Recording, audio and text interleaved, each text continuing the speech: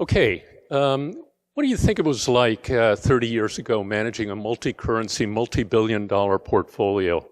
I can tell you with some authority because that's exactly what I did when I first arrived at the bank. I managed the US dollar book, which was at $3 billion, the largest share of our investment holdings, and I managed that from the office and from home. Now, the bank had set up generators for us at home because of the power crisis at the time, and I needed to run a telerate machine.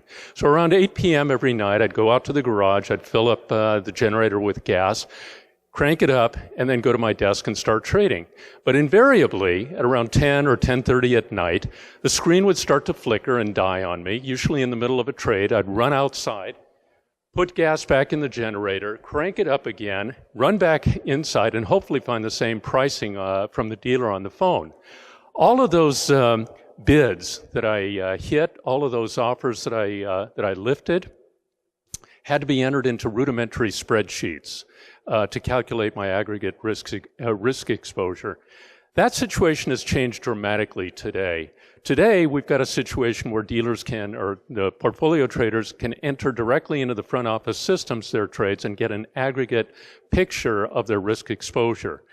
The reason I mention this story is because one of the themes running through the financial history of the bank has been the progressive, steady introduction of sophisticated risk models and technology, applied technology. But notwithstanding, some basic principles remain the same, and that's the management of capital, the assurance of sufficient risk-bearing capacity, the protection of the bank's assets and liabilities, the positioning of ourselves in certain strategic markets. All of that remains the same. So I'd have to say that if I were to summarize in a couple of words what the financial history of the bank has been over the last 50 years, it's been one of trying to find the right balance between risk and risk assumption on the one hand and capital preservation on the other. Let me begin by saying that we are the Asian Development Bank. We are not a development agency, underline, exclamation point. The reason I mention that is because I can't tell you how many times over the last 30 years staff have approached me and said, complained basically that we're not doing enough grassroots work in the field for poverty alleviation. Don't get me wrong, there's a time and a place for that, but the principal reason we were set up back in 1966 was to finance development through intermediation.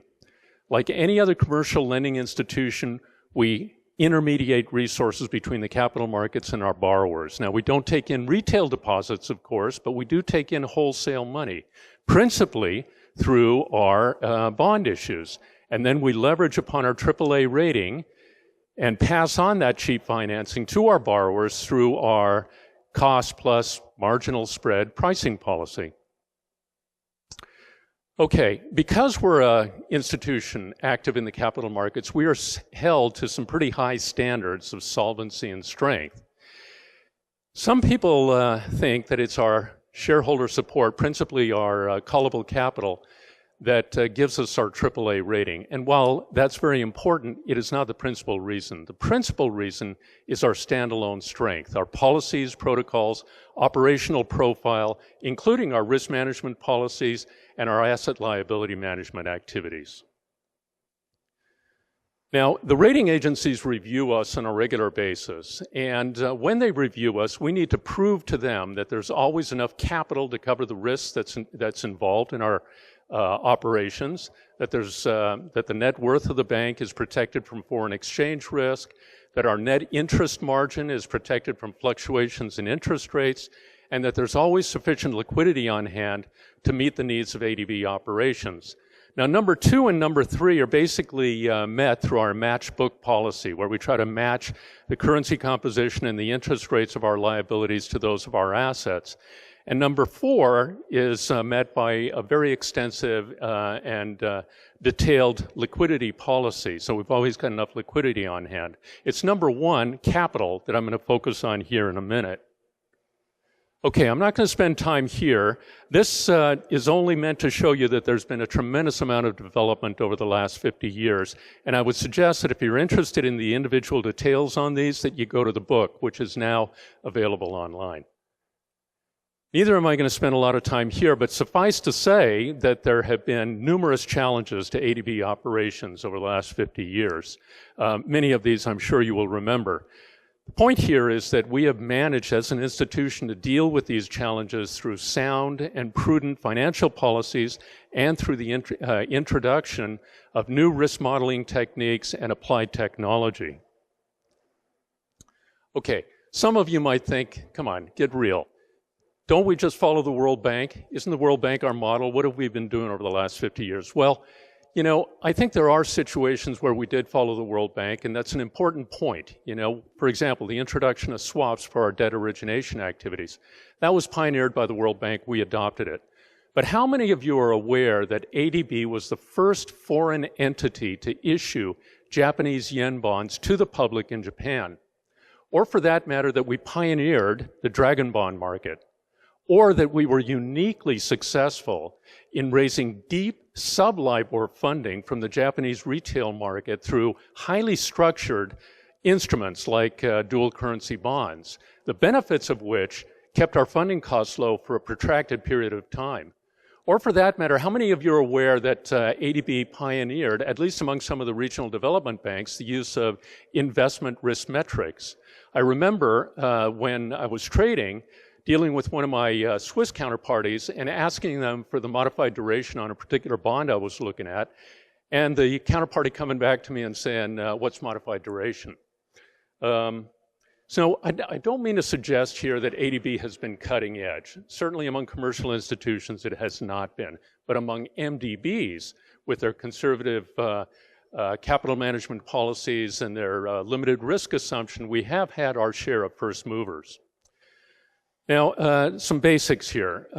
In meeting our principal objective of financing economic and social development, there are three stakeholders involved. The first are the shareholders, who want sustainable, emphasis sustainable, development financing while preserving our capital. The second are the bondholders, who want safe, stable, and preferably high rates of return on funds invested in our bonds. And the third is the borrowers, who of course want the cheapest cost of funds available to them. So the question we as an institution have had to grapple with over the last 30, 50 years is, how do we lend to low-income borrowers and still maintain a AAA rating? Well, it's the financial management framework that allows us to do that. It's the policies, the metrics, the protocols that ensure that we maintain solid standalone strength. Now, when I look back on the history of the bank, there are many themes that arise, but two of them I'm going to focus on now. One is capital management, and the other one is risk management. Capital, as you all know, is the ultimate source of solvency. It's what absorbs potential losses on risky assets. It's important for the bondholders because that's what gives us credibility and our creditworthiness. And it's a key determinant for ourselves in terms of figuring out what the growth in loans should be, the growth in guarantees, the growth in equity investments, and financing that growth, the borrowings. But really importantly as well, it generates income, okay? It generates income. Now, for now, just remember one thing. I'm referring to capital in a broad sense. I'm referring to it as paid-in capital, I'm referring to it as reserves, and I'm referring to it as surplus. Emphasis on reserves. Okay, so we've grappled with this issue for many years. How much is enough capital, right? Well, to be able to ask that, to answer that, you have to ask yourself, what kind of risk do we take as a bank? And for us, the most significant risk is default, or better yet, a protracted non-accrual period on our major loan assets, right? Now, I say non-accrual rather than default because we enjoy a preferred creditor status, which means that basically we're the cheapest game in town.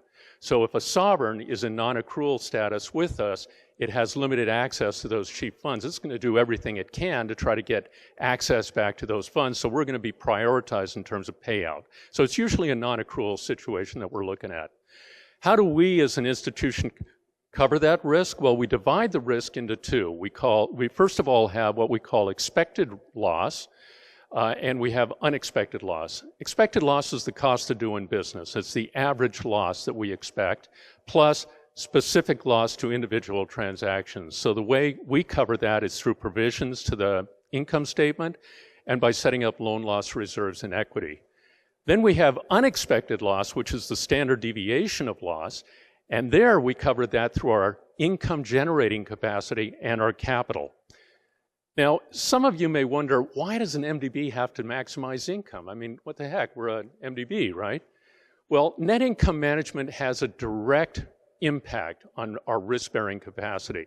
Remember, there are two principal earning or risk assets in our books. One is loans and one is the investment portfolio. Because of our asset liability approach, we fund our investment portfolio out of capital and we fund our loans out of borrowings. That matching has helped in ensuring the transparency of our cost plus spread pricing. But it also means that the largest share of our investment income, income is generated by our investment book, unless we increase loan spreads, right? So the income generated can be allocated to capital through the reserve account, okay? It can be generated through reserves. So the income and reserves policy were at the core of our capital adequacy management for many years. The two principal indicators here, the interest coverage ratio and the reserves to loan ratio, were foundational for us. We spent many years trying to manage the level of these two ratios. But they proved to be rather static, particularly during crisis periods. So we have progressed to a far more robust and dynamic environment, one based on default probabilities, something we call risk-based capital. What it is, essentially, is a computationally intensive simulation analysis based on Monte Carlo. So if you're sitting in your office and all of a sudden you see the lights grow dim, you know they fired up the computers, right?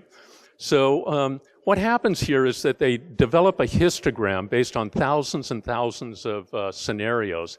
And from the histogram of the portfolio as a whole, they found out what the average is there for our expected loss, and then what the standard deviations are for our unexpected loss. And then they model those losses against what our principal metric for capital adequacy is today, and that's the earnings to loan ratio.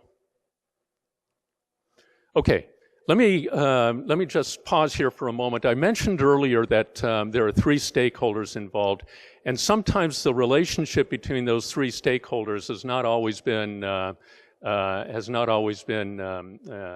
I put it? I don't want to say positive, but it's been a little tense. Back in 1997, when we were involved in the bailout of some of our major borrowers as a result of the 97 financial crisis, I was sitting at the trading room at the World Bank, in part because I was trading our derivative book from there. I remember talking to some of the traders who were absolutely incredulous that ADB was only charging a marginal spread on its emergency funding, where they were charging this enormous spread. Now, the reason, of course, that we did this was because we considered ourselves a family doctor. You know, we were out there to do what we thought was appropriate for our borrowers. But what that did was it put pressure on our key financial ratios, and for a time, there was concern that this would actually threaten our AAA status. So we had one of four options, basically, to address this matter. One was to increase investment income. The second one was to increase shareholders' contribution. The third was to increase lending spreads. And the fourth was to try to find some combination of the three. At the time, we couldn't increase investment income because we were already pushing the envelope in terms of our investment authority. We had just introduced corporates, mortgage backs, and asset backs into our investment book. We couldn't take more risk. The shareholders didn't want to kick in more equity because they figured they'd kicked in quite a bit up to that point, and they figured that the borrowers had to take more of a share in the bailout. And of course, the borrowers didn't want to increase loan spreads because they didn't want to pay more on their financing. At the end of a very acrimonious period of debate, of course, loan spreads were increased. And together with a recapitalization under GCI 5 back in 2007, I believe it was, the key financial ratios of the bank improved. Those sorts of crises, because this was all driven by the 97 crisis, those sort of crises also drove change within our lending portfolio. It's what drove us to introduce LIBOR-based lending to replace the pool-based concept that we had. It's not entirely true because we had market-based lending before that, but certainly the move to outright LIBOR-based lending and the surcharges and rebates occurred after the crisis. It promoted the introduction of local currency lending, and it encouraged us to help the borrowers in more ways than we had previously in addressing some of the mismatch risks that existed on their books. Let me turn now to the second major theme, and that's risk management. Risk management has always existed within the institution.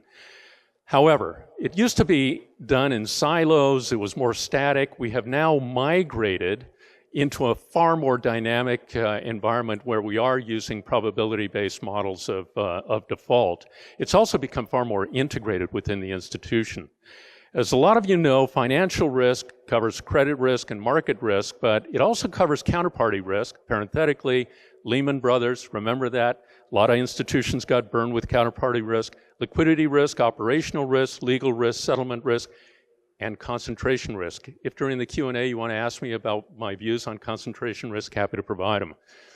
How do we manage financial risk? Well, as I mentioned earlier, 91% of our book is sovereign, and we manage that risk through provisions on future repayment projections and through loan loss reserves based on average loss from historical default experience. Same situation with the non-sovereign book, except the probabilities of default, loss given default, and recovery ratio data sets are far deeper than what we've got. Well, I think that's still the case, than what we've got on the sovereign side. And in terms of treasury assets, we've got very strict restrictions on issuers, on counterparties, and on interest rate risk. This is market risk, essentially. We have migrated from the modified duration concept that I was mentioning earlier to concepts of convexity, which help us in determining what implied optionality is in certain bonds, as well as the concept of value at risk, which gives us a far more comprehensive and dynamic measure of investment risk. So technology has effectively driven change within the institution. It's enabled increased sophistication, increased integration in the identification, measurement, and monitoring of risk over the last 50 years. We've been able to react more efficiently and effectively to crises. Notwithstanding Project Galaxy, financial management, all the issues that I mentioned earlier about capital management, risk management, net income management, and so forth, remain key to our ability to address some of the challenges that face us in the coming decades. Let me say here, in conclusion, just some lessons learned and food for thought, that to me, one of the risks that we face as an institution is being able to meet the challenges that are emerging as I see them. One of the challenges that's emerging is that we are no longer able to assume that our largest borrowers, the sovereign borrowers, are going to be taken down the same levels of lending as they have in the past. Already it's evident that they aren't.